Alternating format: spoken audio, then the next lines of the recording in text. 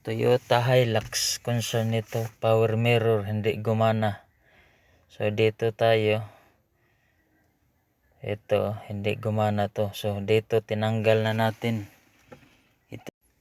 At ito mga boss, ang sa loob ng power mirror, ito marumi, kaya siguro nag-stack up yung motor kasi ang rumi.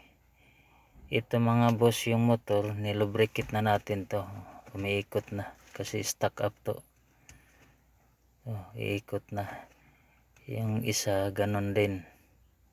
So gagawin natin ito, linisan.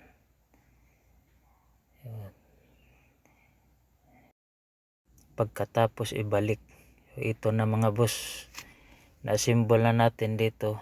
Subukan natin kung gumagana na ba. Ito may wire tayo, positive negative. Yun, may ikot na mga boss. So gumagana na siya.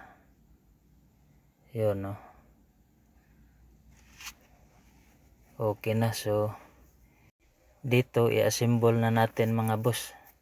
Ito na-assemble na, so testing natin.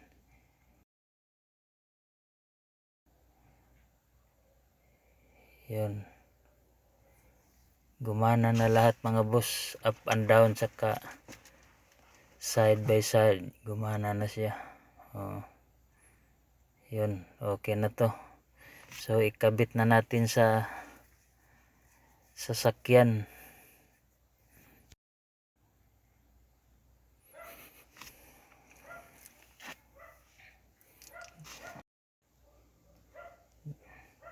Dito mga boss, yung wire niya idugtong na lang natin kasi iba ng wire nito. Ito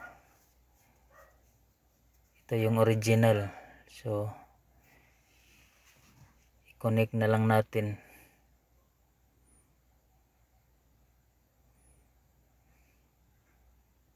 Yan, na-connect na.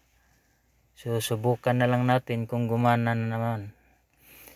Ito, yan, left, right, yan, down, tapos up. Yun, gumana na mga boss. Okay na yan.